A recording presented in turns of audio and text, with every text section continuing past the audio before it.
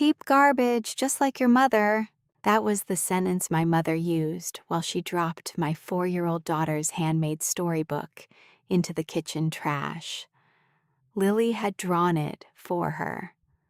2 weeks of crayon. A brown cover that read Grandma and Me at the beach. My mother held my nephew Wyatt on her hip the whole time, smiling at him. Lily watched. Lily did not cry. She stepped behind my leg. I did not yell. I did not throw a plate. I turned around in the front seat and looked at Lily. Grandma was wrong, I said. Your book was beautiful. What she did was ugly. Not you, not your book. I picked Lily up. I walked out to my car. At 4:18 that afternoon, I made a phone call that lasted 23 seconds. By morning, my mother had 68 missed calls. Her last text said, "Please call me back." Before they make it public, she knew exactly what was about to make it public. She had spent 18 years building it. If this is already hitting you in the chest, please take a second to like and subscribe, and drop your location and local time in the comments. I love knowing where in the world you're listening from. I'm Carolyn Marlowe, 35, a wedding planner in Savannah, Georgia. Let me take you back to 4:18 p.m., that Sunday in January. Actually, let me back up further than that. Let me back up to the Monday before. The last Monday my mother still had a future. The studio is on the second floor of an old cotton broker's building on West Bay Street. My grandmother used to walk past that building every morning when she opened the bakery she ran for 41 years. Her name was Etta Larkin.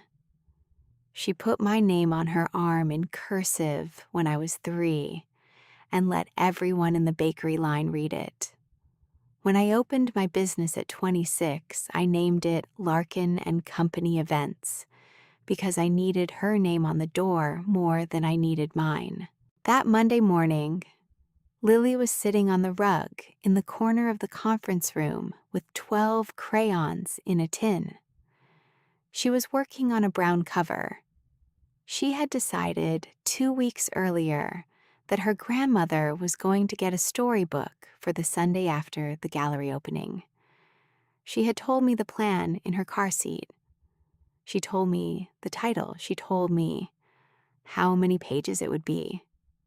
She told me Grandma would have her name on the cover, but Lily would draw a smaller version of herself at the bottom.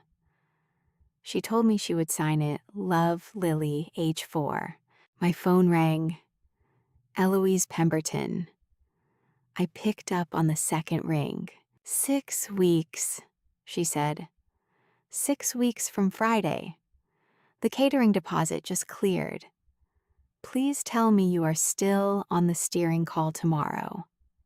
I am on the call, I said. I just cannot lead anything anymore. I told you that. You told me. I have not accepted it. You can still change your mind. I watched Lily mix 2 browns to get her grandmother's hair right. Vivian Marlowe had hair the color of pecan shell. I had not realized my daughter had been studying that color for 2 weeks. I am not changing my mind, I said. Larkin and Company will still send flowers and stand by the vendor agreements. That is all I can give you. I'm sorry. Eloise breathed out. I'm not mad.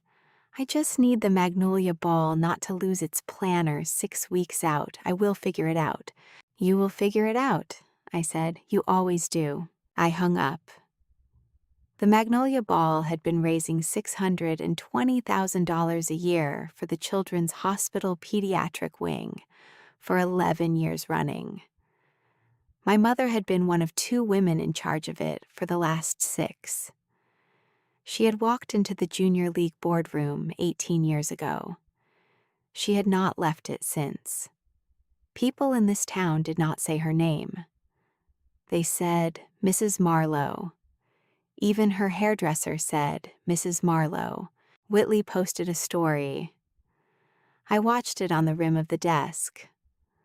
Wyatt was on a pony at a birthday party. The caption said, "Marlowe boy on his first ride." My sister had a way of saying, "Marlowe boy," like the words were a small flag she kept rolled in her purse. Lily looked up from the floor. "Mommy!" "Yes, baby." "On Sunday, do I have to bring something for Wyatt too?" I stopped typing. I made my face calm before I turned. "No, baby, you don't have to bring anything for Wyatt. Because of the gift basket," she said. "Last time I forgot one, and Grandma told me to get under the table while Wyatt opened his." I made my face calm again. I made it calm for 2 more seconds because my throat did not need to do anything just then. "You won't be under any table on Sunday," I said. "You're going to give Grandma the book you made. Is the book good enough?" "The book is good enough." She went back to mixing browns.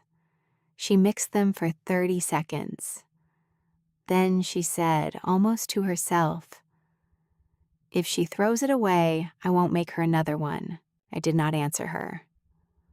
I watched her work.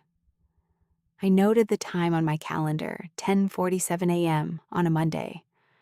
I added a one-line note to my phone, the kind of note I had been adding for 11 months, the kind that no one knew about, not even her father in Charleston, not even Eloise, not even my own father, who had been quiet for 30 years and who I had stopped expecting to talk. My grandmother used to say a thing that bothered me until I was 30. She used to say, "Carolyn, the truth is patient. You don't have to chase it. You just have to be ready when it shows up." I did not understand what she meant until I was sitting on the floor of my studio that Monday morning, watching a 4-year-old measure her grandmother's hair color in 2 browns and adding the date to a folder I had been filling for almost a year. The truth was about to show up. It had been on its way for a long time. Let me back up further. Let me take you back to the very first time I understood that my mother's hands were not the same when she touched me as when she touched my sister. I was 8 years old. We were in the kitchen of my parents' house on East Gaston Street. I had won a 3rd grade essay contest, a yellow ribbon, and the principal had called my mother to tell her. My sister, Whitley, was 11. She was standing by the refrigerator with her clarinet case at her feet. She had just been chosen for the youth orchestra winter program. My mother walked past me to my sister. My mother knelt down. She held my sister's face in both hands. "There she is," my mother said. "There she is. The one who's going to put us all on a stage." I was holding the yellow ribbon. I waited. I waited until my mother walked back through the kitchen toward the dining room. I held the ribbon up toward her hand as she passed. "Good job, sweet pea," my mother said. She did not turn around. She did not stop walking. This is not a story about how my mother was cruel. My mother was not cruel that day. She was just careful with how much of herself she gave away. She made decisions early about who was going to receive her. Whitley received her. I did not. I learned to be quiet. I learned to do things that nobody could refuse to look at. I came in first in regional swim meets. I won student government. I got into the University of Georgia on a scholarship for design. My mother came to one swim meet. She left at the halfway point because she had a T. She did not come to graduation. She had a T. When I opened Larkin and Company events at 26, the only person in my family at the launch party was my grandmother Etta. Etta had brought a sheet cake from her own bakery. She had iced the top in cursive that read, "Carolyn, my girl." My mother had a fundraising luncheon that day, so did my father. Etta died when I was 29. She had a stroke on a Tuesday afternoon in the kitchen of the bakery. She was sitting on the small stool by the proofing oven. The girl who worked the counter found her. The funeral was on a Saturday. My mother gave a reading at the funeral. The reading was Proverbs 31. My mother chose it herself. She read it in a voice you would have wanted to put on a record. People came up to her afterward at the church reception and told her she had done her mother proud. My mother smiled and accepted the words. I stood by the casket for the last 15 minutes of the visitation. I held my grandmother's hand. Her hand was cold. I did not say anything out loud. I just stood there. My mother walked past me twice in those 15 minutes. She did not stop. She did not put her hand on my back. She did not ask me how I was. She had a small white wine in her hand. She was talking to the woman who chaired the choir. I started Larkin and Company on the money Etta left me directly. She had left me $63,000 in a small certificate of deposit that no one else in the family had known about. She had written instructions inside the envelope. The instructions said, "Carolyn, use this for the business you are not telling anyone about yet. Etta." She had known. She had always known. I cried for 15 minutes the day the lawyer slid the envelope across the table. Then I drove home. Then I started. When Whitley got pregnant with Wyatt, my mother changed cars. That sounds dramatic. It is not. She traded in a Lincoln and bought a new Lincoln. The new Lincoln had a third row. She told a friend in front of me, I had to have room for the boy. The boy. For the next 30 months, Whitley and Wyatt were the center of everything. The Thanksgiving seating was rearranged so that Wyatt could be next to my mother. The Christmas Eve service was rescheduled so that Wyatt could be christened. The vacation in Sea Island in 2024 was booked to a property that was Wyatt-friendly, which meant my mother had selected a house with a small pool gate she did not want Lily to be able to open. And then, 2 years ago, Whitley stopped being the favorite too. Wyatt became the favorite. Whitley got demoted. The day I noticed was the day I felt the first thing I was not supposed to feel, pity for my own sister. Pity is a tax in our family. It is paid in private. We do not say it out loud. I will not bore you with my divorce. I will tell you only one piece. The Tuesday morning, my mother was supposed to come downtown to sit in the courtroom.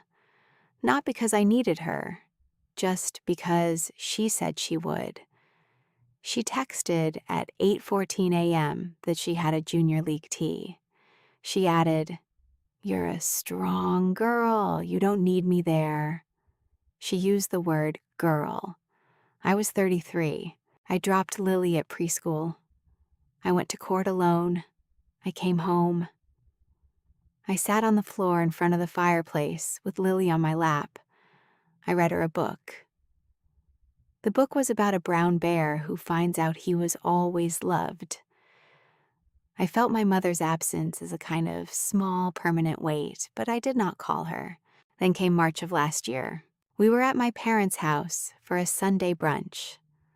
Lily was 3 years old. She was sitting in a booster on a folding chair next to me. Hugh was at the end of the table. My mother was at the other end of the table with Wyatt on her lap. Wyatt was 4 then. Whitley and Garrett were across from us. Lily had asked for the same plate Wyatt was getting. Wyatt was getting pancakes. Lily wanted pancakes. My mother served Wyatt his pancakes. Then my mother served Lily a slice of toast. Lily, 3, looked at the toast, then at the pancakes. Then she looked up at me. She did not whine. She just looked up. My mother saw her look. "Honey, Lily can have toast," my mother said. "I only had so much batter. The pancakes were for the boy. Lily is the extra child. There's no need to fuss. The extra child." My father was at the end of the table. He was watching her. He did not say anything. He never says anything. He goes still when she does this. Whitley reached for her water glass. Whitley did not look up.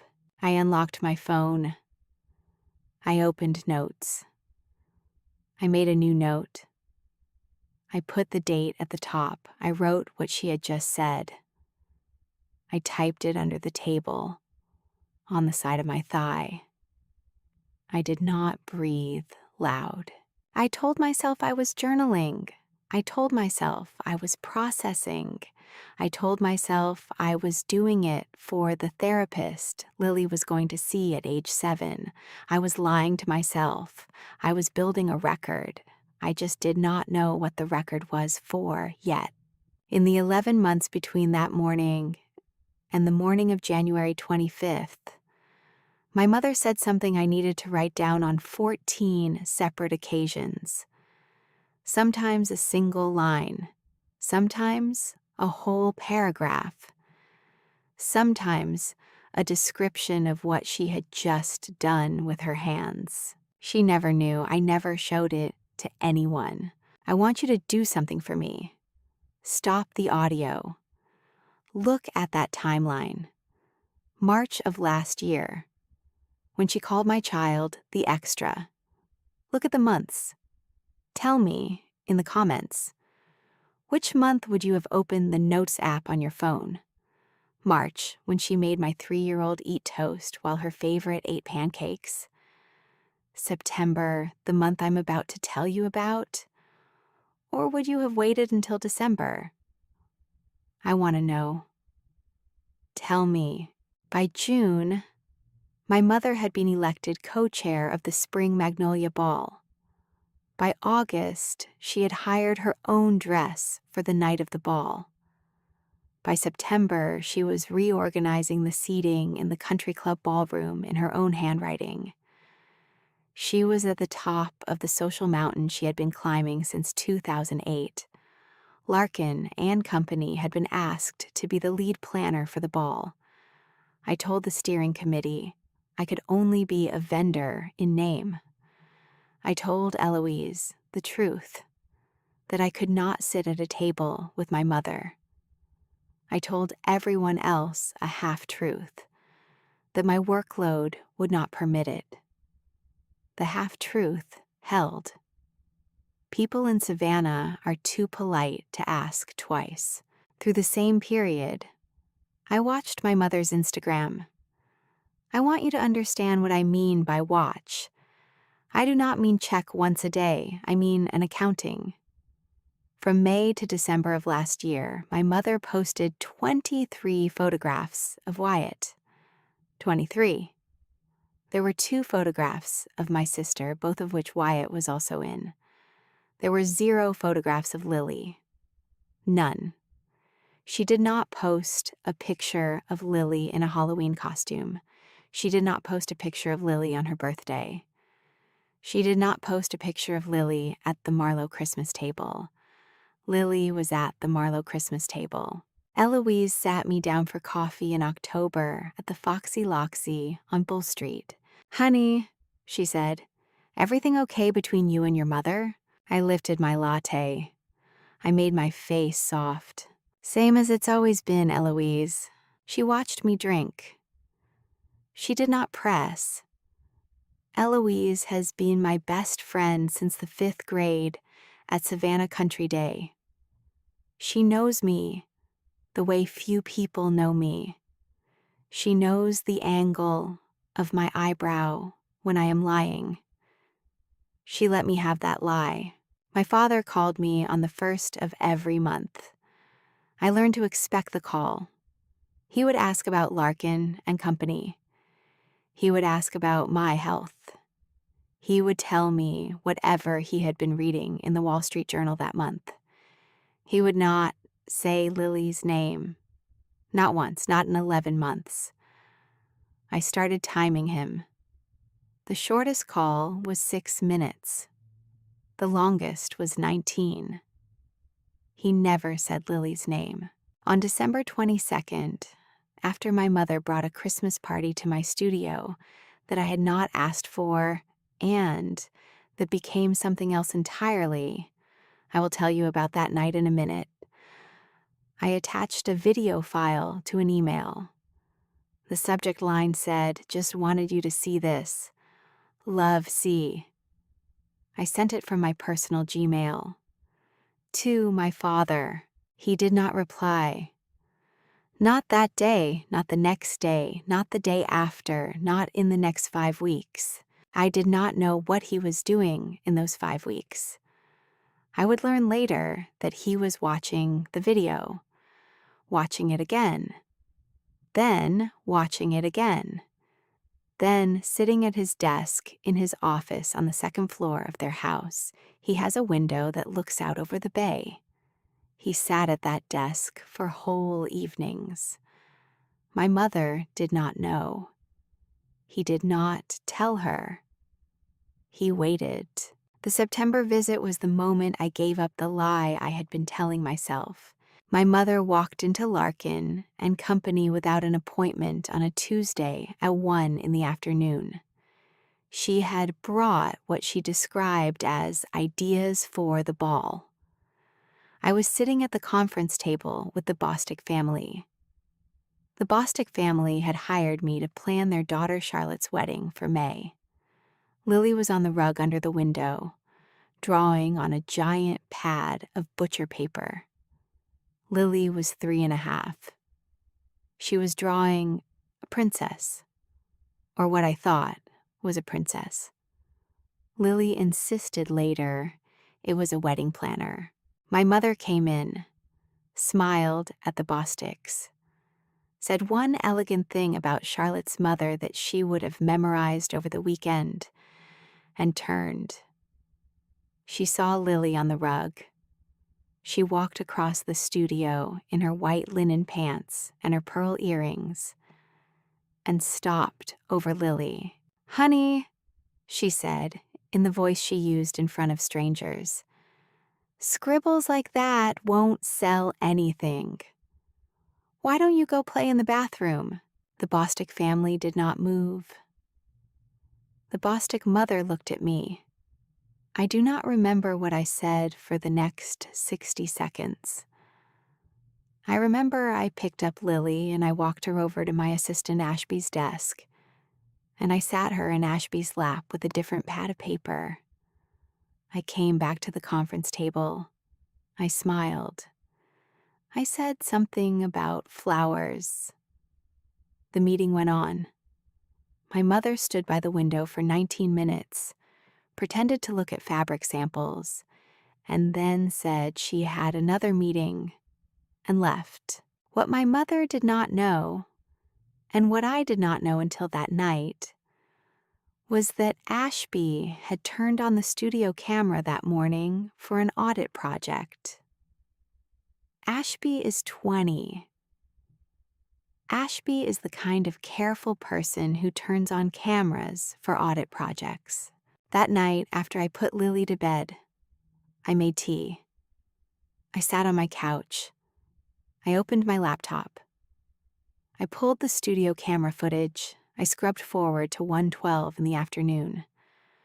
I watched my mother walk in. I watched her face when she crossed the room toward Lily. I had never watched her face when she did not know she was being watched. She was not angry in the footage. That was the thing I could not look away from. She was not angry. She was not upset. She was performing a small, deliberate, casual kind of cruelty, and her mouth was relaxed while she did it. She said the line about the bathroom in the same voice she would have used to say the cookies were ready. I rewound the clip. I watched it 5 times. I labeled a new folder on my laptop for whenever. I had been telling myself for months that this might not happen. I knew now that it would. The only question was when, and how, and at what cost. Through October and November, I counted. I counted family gatherings the way an accountant counts months. There had been 14 Marlowe events in 2025. Sunday lunches, my father's birthday, 2 cousin baptisms, the Sea Island trip, the gallery openings, the Christmas Eve service, the Christmas Day brunch, the December studio party. I will tell you about in a minute. At 9 of those events, my mother had said something out loud about Lily that I had written down. 9 out of 14. The line at the Sea Island house, in front of 3 of my cousins, had been, "Lily is too thin. The Marlowe women have always been bigger boned. She must be her father's child." Lily had been holding a peach.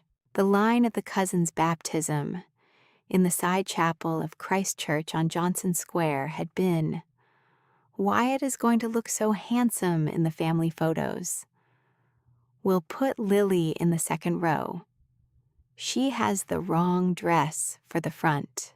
The line at the Christmas Eve service had been quieter.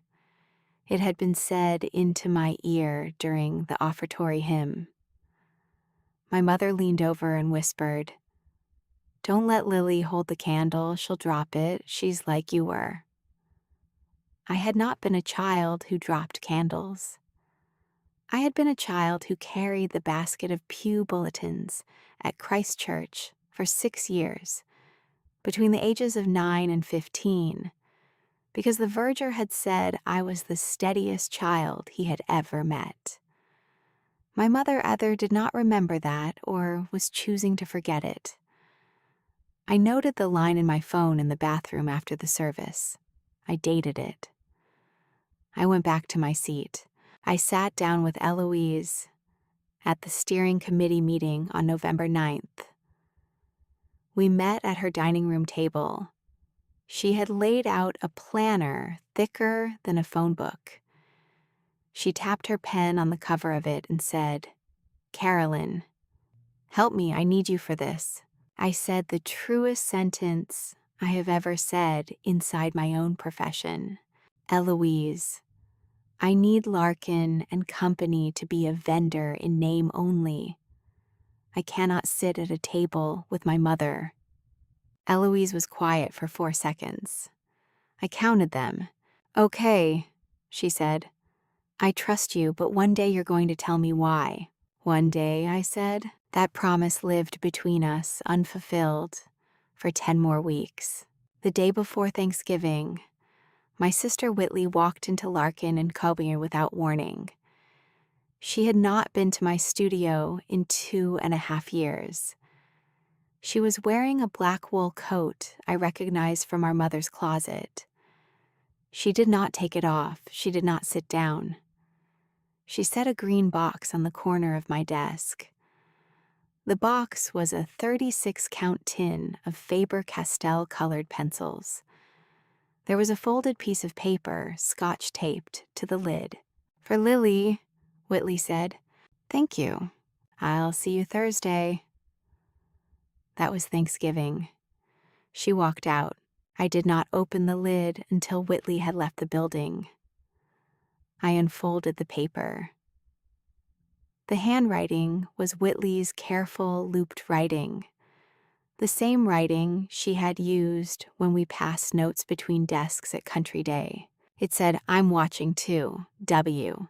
I read the note 3 times. Then I read it a 4th time. Then I folded it back into the lid of the pencil tin and put the tin in the bottom drawer of my desk. I did not show it to anyone. I waited. My sister and I had not had a real conversation in almost 4 years. We had shared rooms in hotels on Sea Island. We shared coats at my cousin's weddings. We had not shared a sentence with weight in it since before Wyatt was born. The day after Thanksgiving, she texted me. It was 11:09 in the morning. She said, "Wyatt has been calling Lily a cheap girl since yesterday afternoon. Garrett heard it at breakfast. He is furious. I'm not okay." I sat on the edge of my bed in pajamas. Lily was in the living room watching cartoons. I read the message 4 times. Then I typed back, "What did you say to Wyatt?" She wrote, "I said never again.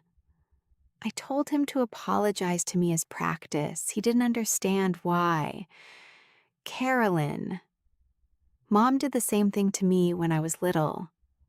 I never knew how to name it." I sat with that text for an hour before I replied.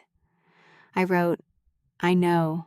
Whitley wrote, "Why didn't you say it to me?" I wrote, "Because I didn't know if you were ready to hear it." That was the end of that conversation. We did not text again that week. We did not have to. Something between us had been relayed in a single morning. Eloise took me to coffee at the end of that week. We did not talk about the ball. We talked about my divorce. We talked about Lily's preschool teacher. We talked about how Savannah had changed and what we used to do in the summer when our parents were not looking. We did not talk about my mother. Eloise was waiting for me. Eloise has always been patient. On the 2nd day of December, my father replied to my email. 6 words.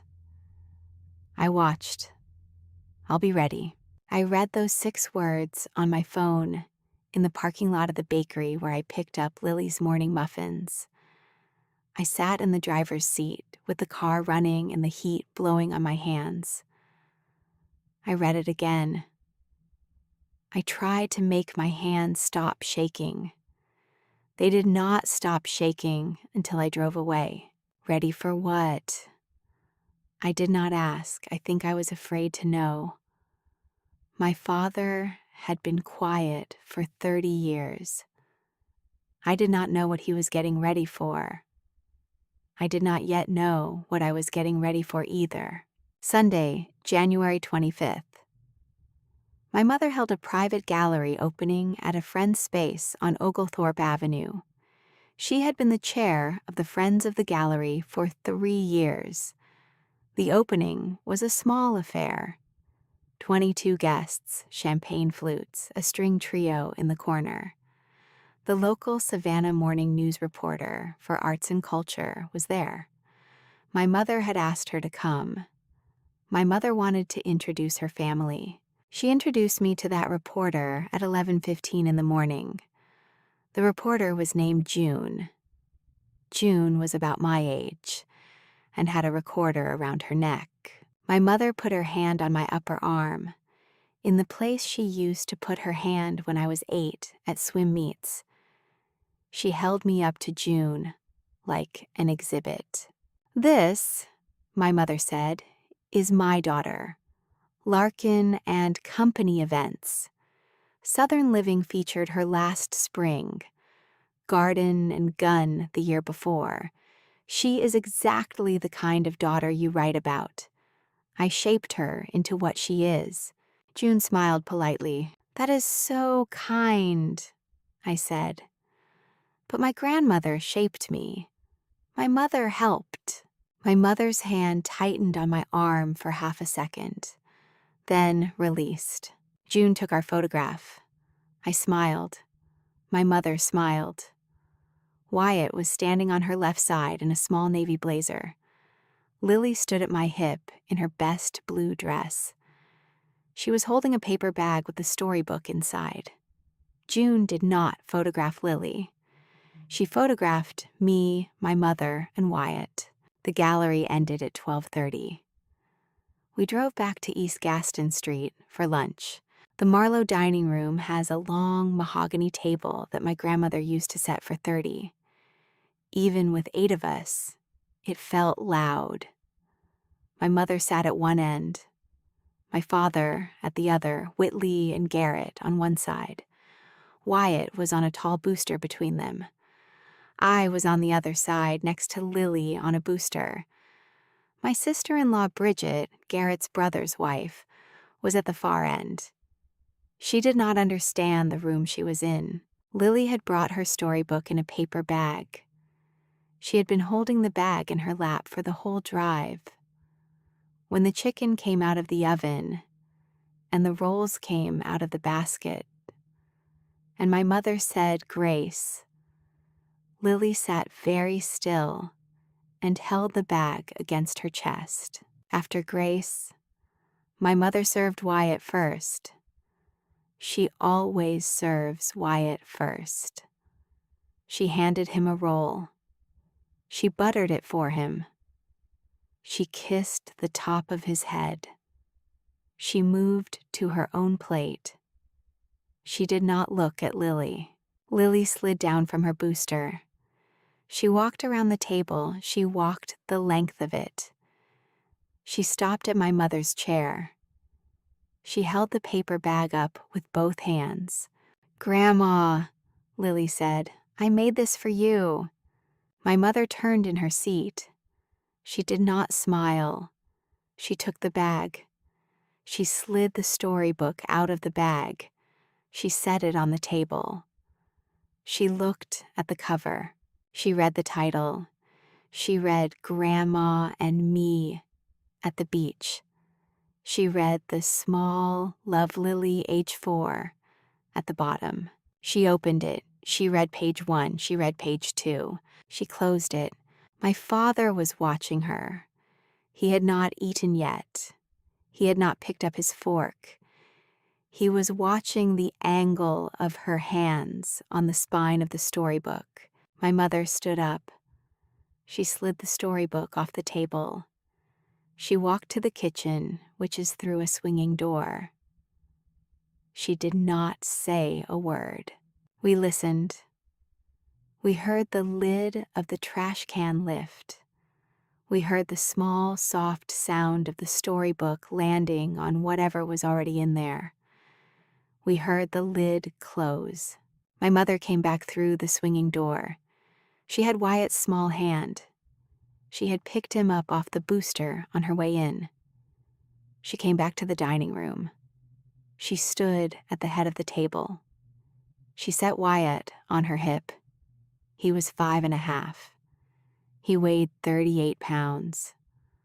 She held him casually like a purse. She smiled. She did not look at me. She looked at the air just above Lily's head. "Cheap garbage," my mother said, "just like your mother." The room went still. Whitley made a small sound, like the noise a glass makes when it almost cracks, but does not. Garrett put his hand on her arm. My father looked at his plate. Lily was standing in the doorway between the kitchen and the dining room. She had walked in after my mother. She had seen the trash can. She had heard the words. She did not cry. Lily does not cry in front of people who frighten her. She came around the table and reached for me. I lifted her up. I held her with my left arm. I picked up my purse with my right hand. I looked at no one. I walked the length of the dining room. I walked through the foyer. I opened the front door. I stepped into the January light. I closed the door behind me. I crossed the lawn. I unlocked the car. I buckled Lily in. I sat in the driver's seat with my hands at 10 and 2 for 45 seconds. I did not turn the key. I did not check my phone. I did not breathe loud. I just put my hands on the wheel and waited until I knew I would be steady. It was 4 o'clock, then it was 4:15, then it was 4:18. I unlocked my phone. I called Eloise. She picked up on the second ring. She always picks up on the second ring. Eloise, I said, I am withdrawing Larkin and company from organizing the Magnolia Ball. You need to hear this. I am sending you a folder right now. Listen to it tonight. Tell me what you want to do in the morning. She was quiet for a half second. I heard her standing up from a chair.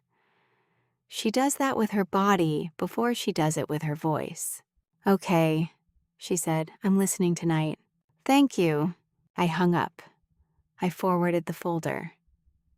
11 months of phone notes in one PDF, 2 studio video clips, 1 audio file. I had named the folder 8 weeks earlier, for whenever. I changed the name to January 25th before I sent it. I do not know why. I felt like the folder deserved a date. I drove home. I gave Lily a bath. I put her in her airplane pajamas. I read her 2 books. The first was about a bear who paints. The second was about a small girl who learns how to call her grandmother on a phone. I picked the second book on purpose, which is the kind of thing I am not proud of, but I did it on purpose. Lily fell asleep at 7:45. I went to the kitchen. I made tea. I sat at the island. I plugged in my phone. I watched the missed calls come in. By 7:04, my mother had called 4 times. By 9:09, 22. By 11:07, 41. By 6:58 in the morning, 68. 6 missed calls were Whitley. 2 were my father. My mother sent 1 text at 5:12 in the morning. I read it standing at the kitchen window in my pajamas.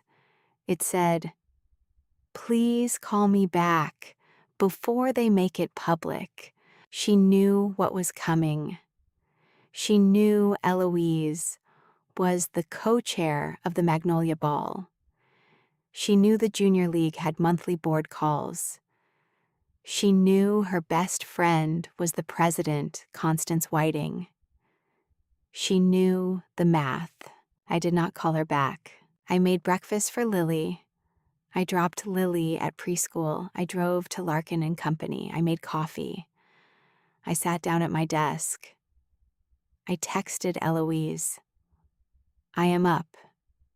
I'm at the studio. Eloise wrote back at 9:02. The board is in session. Constance asked me to lead. I will tell you everything tonight. The board met for 96 minutes. I did not have to be there. Eloise told me everything that evening at her kitchen table in the row house on Habersham Street. The board listened to 4 of the phone notes read aloud. They watched the September clip. They watched a portion of the December clip. They watched Constance's face after she watched the December clip. They watched the December clip again. Constance asked the 11 other members of the board if any of them wanted to abstain. None of them did. The motion was drafted by 10:34 in the morning. The vote would happen at the country club at 3 on Friday afternoon. My mother would be summoned by registered mail. Whitley came to my house at 8 that night. Monday night. She knocked on the back door instead of the front. She had Wyatt asleep on her shoulder. Garrett was in the car at the curb. "I won't come in," she said. "I just wanted to look at you. I wanted to say it. I am not defending Mom. I am sorry it took me this long." I leaned my forehead against the door frame. I let myself breathe for the first time since 4:18 the previous afternoon. "I have something to show you," I said. "Just one." I went to my desk. I came back with 1 phone note. the one from July. I had written it after my mother told me in front of my aunts. Carolyn has done a respectable job, considering she was always the harder daughter to love. That had been at a brunch. My mother had said it about me with my face in front of her. I handed Whitley the phone. She read the note. She handed me back the phone. "I will come Friday," Whitley said. "I will say what needs to be said. You should not have to." She kissed her son's hair. She walked to the car. On Wednesday afternoon, my father came to Larkin and Company. He arrived at 3. He was wearing a sports jacket and no tie. I had not seen him out of the house without my mother in 19 years. He sat down at my conference table. He laid down a folder. He slid it across to me. The folder had 2 letters in it. The first was a stack of yellow legal pad pages with his own dates in his own handwriting. The first date was May of 2024. The last date was December of last year. "I have been writing them down," my father said. He did not look up. "I started after the brunch where she made Lily eat toast. I knew then.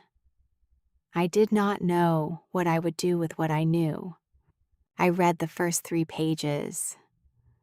I read his handwriting from May of 2024 that said, "She told Lily today that she was not a Marlowe because she was a girl. She thought I was upstairs. I was at the bottom of the stairs." "Dad," I said. "I should have done this years ago," he said.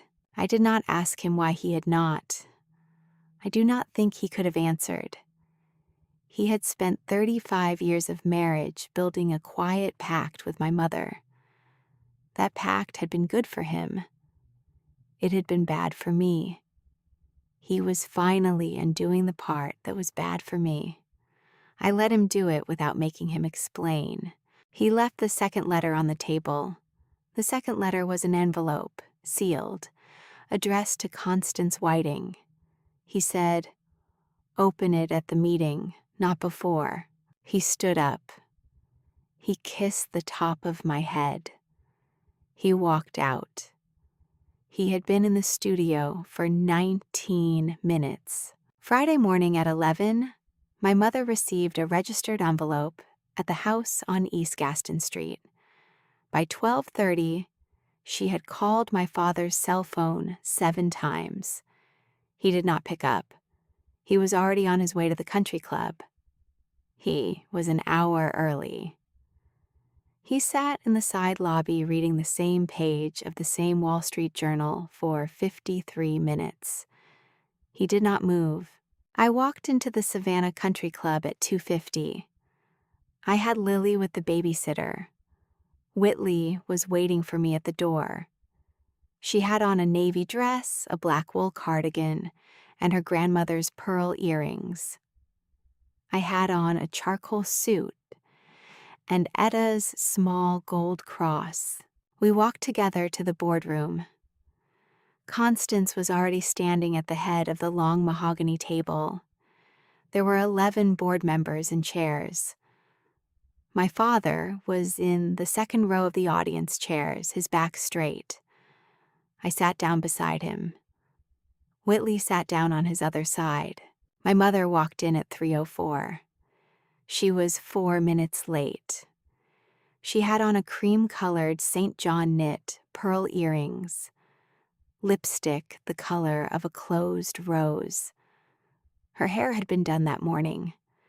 She had walked into the parking lot the way a woman walks into a tea, which is to say she did not look at any of us.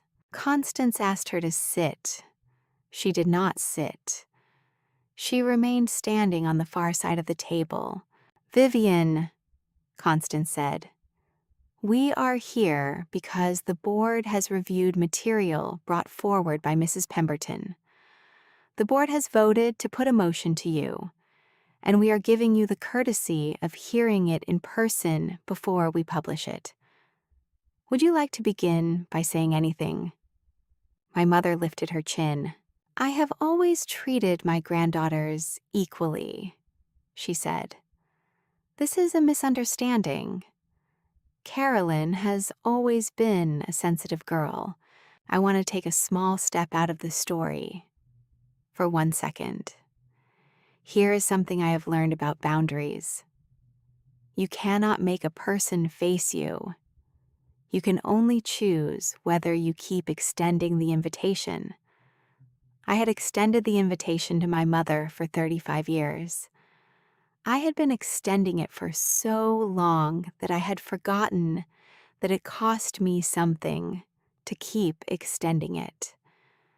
The day I stopped extending it, my daughter came back to me. That is what I want you to hear. If there is someone in your life who has been refusing your invitation for years, you do not have to write a comment about it. You do not owe a single person an explanation, including me. But hear this from someone who took 35 years to learn it. Walking away from someone who will not see you is not cruelty. It is sometimes the only honest love you have left. Now back to the room. Eloise was the one who opened the binder. She walked behind the chairs and laid the binder on the table in front of Constance. She nodded. I will read 11 phone notes, Eloise said. I will not editorialize. I will simply read them in order of the date Carolyn wrote them down. She read for 9 minutes. She did not look up. She read the line about the toast. She read the line about Lily being the extra child. She read the line my mother had said in the kitchen at Mother's Day brunch. She read the line my mother had said at the Sea Island house. She read the line my mother had said at the bakery on Drayton Street. She read every line like a clerk reading court minutes. Her voice did not break once. My mother stood at the side of the table. Her chin was up, her hands were folded at her waist. Those notes are out of context, she said. Carolyn writes things down. She has always written things down. She is selective. Eloise opened a MacBook. She had told me the day before that she had been a producer at WTOC for 6 years, before she'd gone into nonprofit work. I had not known that about her. She set the laptop on a side cart with a projector. She loaded the September video. It played on the wall behind Constance. We watched my mother walk across the studio. We watched her stop over Lily. We watched her bend down. We heard her say with that same easy mouth, "Honey, scribbles like that won't sell anything. Why don't you go play in the bathroom?" We heard off screen Ashby's voice say very gently, "Mrs. Marlowe, please." The clip ended. My mother did not change her face. Ashby is a disgruntled employee, my mother said. Eloise loaded the second clip. The December studio party. We watched my mother on the small couch at the back of the studio with Wyatt on her lap. We watched her tell my employee Ashby that the little girl over there is a sweet child, but the mother is the talent. Don't be fooled. We watched her see Lily come around the corner. We watched her tell Lily, "Honey, the grown-ups are talking. Sit somewhere else." I had not known until I rewatched it that there were 9 of my employees in the frame. 9. The catering girl, the photographer's assistant, Ashby, 2 designers, the bookkeeper, the intern's brother, a florist friend named Clay, who had come by with samples. Constance said, "Vivian, Eloise has presented 11 phone notes and 2 video recordings. Mrs. Marlowe Holland has also asked to be heard. Would you like to comment further before the floor passes to your other daughter?" My mother lifted her chin again higher. I have given this organization 18 years, my mother said. 18 years. I have raised more money for this hospital than any woman in this room. I have given my Saturdays. I have given my Decembers. I have given my reputation. Whitley stood up. She walked to the side of the table. She did not look at me. She did not look at our father. She looked at our mother. "Mom," Whitley said, "that is exactly why. You have had 18 years to choose who you wanted to become. You chose." My mother turned. For the first time in the meeting, her eyes moved. She looked at Whitley. She did not look at me. I noticed that. I would notice it again later in the parking lot. She did not look at me once. Constance picked up the second envelope from the binder. The envelope my father had brought to my studio Wednesday afternoon. She broke the seal. She read aloud. She read 4 short paragraphs. My father's handwriting.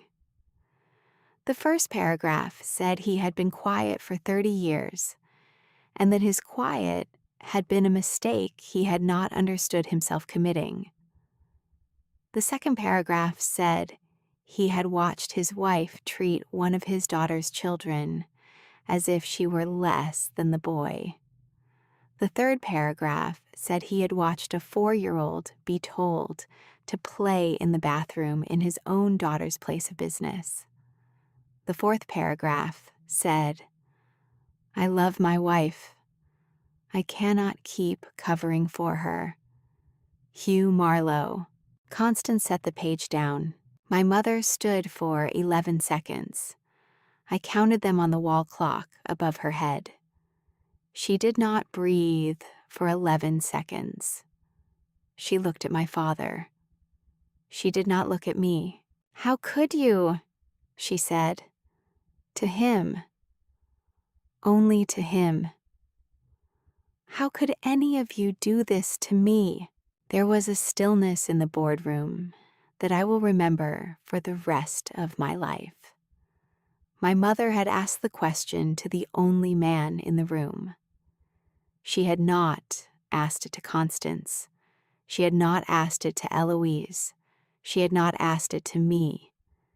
She had asked it to the man whose silence had paid for her career. He looked back at her. He did not look away. He had been quiet for 30 years. He was not going to be quiet about this. Hugh said in a voice I had not heard him use since I was a girl, "Because you would not stop, Vivian. I asked you to stop. I asked you in May. I asked you in August. I asked you in November. You would not stop." My mother's mouth opened. It did not close right away. The lipstick, the color of a closed rose, was suddenly the wrong color for her face. Whitley said quietly, almost like a teacher in a kindergarten room, "Mom, that is exactly why." Constance read the motion. The motion removed my mother from co-chair of the Spring Magnolia Ball, effective immediately. The motion suspended her active membership in the Junior League of Savannah for 18 months. The motion required her to vacate all volunteer positions at the Children's Hospital Pediatric Wing, pending review. The motion required the board to issue a statement to the membership by the end of the day. The board voted in turn 11-0. My mother lifted her chin one final time. She did not say goodbye. She did not say anything. She slid her purse onto her wrist. She folded her cream St. John cardigan over her forearm. She walked the length of the boardroom. She did not look at me as she passed my chair. She did not look at Whitley. She did not look at our father. She opened the door. She closed it behind her. The boardroom was quiet for 10 seconds. My father exhaled. Whitley sat down beside him.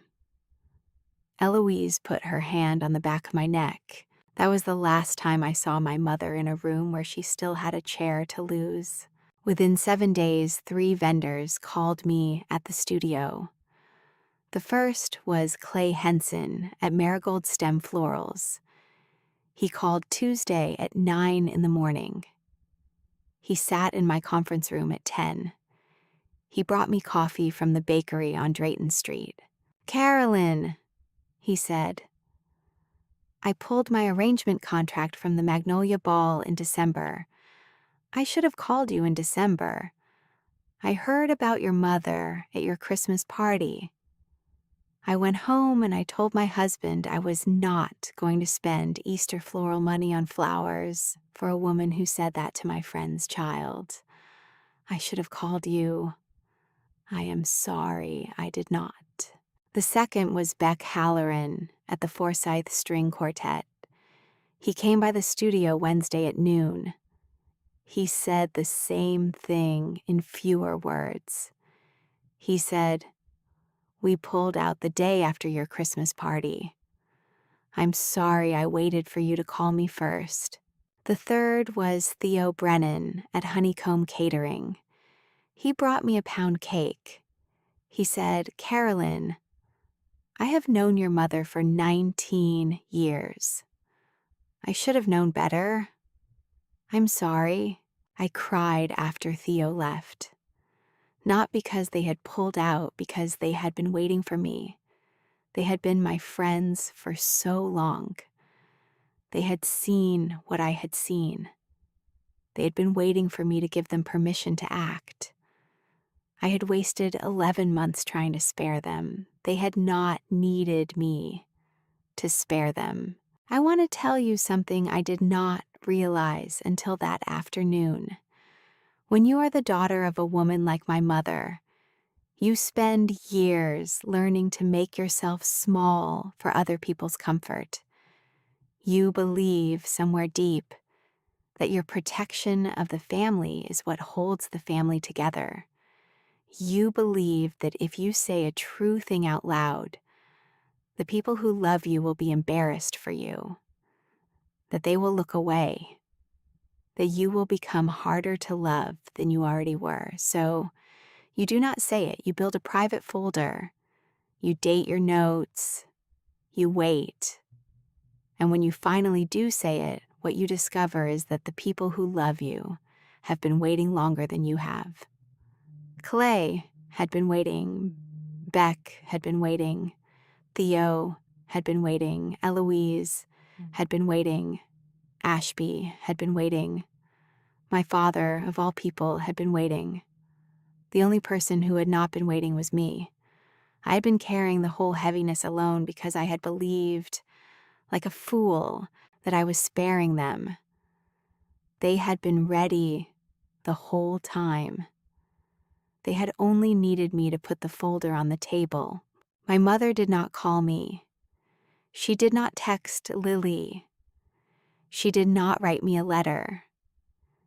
She is the kind of woman who decides she has been wronged and then makes a small, permanent decision about it. She made the decision the night of the boardroom. She has not undone it. My father comes every Saturday. He arrives at 10. He takes Lily to the nursery on Skidaway Road. They look at the pansies. They look at the camellias. They eat lemon icebox pie at the small cafe behind the gift shop. He brings Lily back at 1.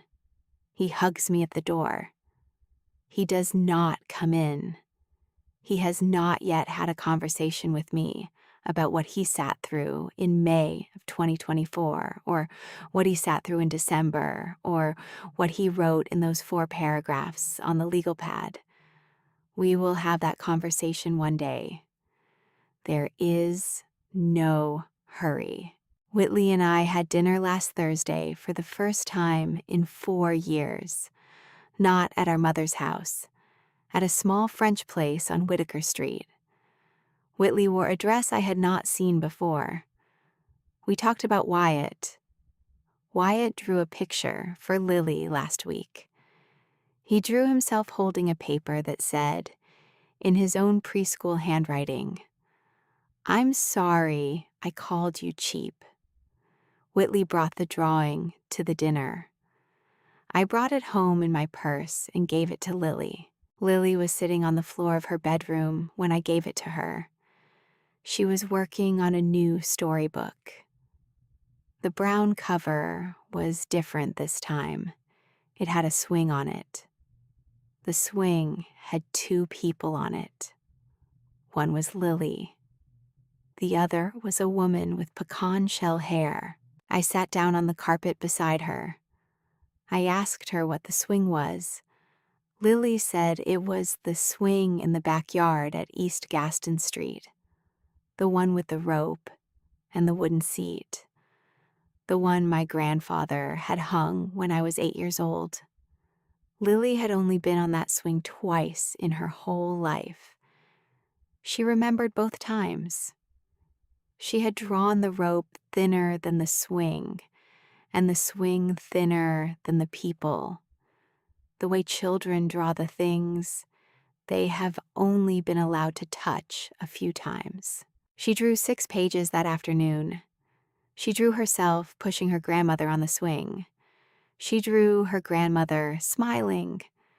She drew herself and her grandmother sharing an ice cream cone. She drew her grandmother holding her hand. She did not draw Wyatt anywhere. I noticed that. I did not say anything about it. I did not need to. The book was Lily's. The choice was Lily's. The hope was Lily's. Lily slid Wyatt's drawing inside the back cover. She tied a small ribbon around the whole thing. "Why are you drawing this, baby?" I said. Lily did not look up. "Because if Grandma changes and comes back," she said, "I want the book to be ready." I sat down beside her on the carpet. I did not cry in front of her. I went to the kitchen and cried at the sink for 60 seconds. Then I came back. I told her I loved her. I told her she was the kindest person in the family. I told her that Grandma might come back, and Grandma might not. I told her either was okay. I told her she did not have to wait. She thought about that for a while. She added a yellow circle to the sky on the cover. "I want to wait, Mommy," she said. I let her wait. I am 35 years old. I am a wedding planner. I am the daughter of a quiet father and a loud mother. I built my business in a building on West Bay Street, whose front windows my grandmother used to walk past. I sleep at night now in a way I have not slept in 11 months.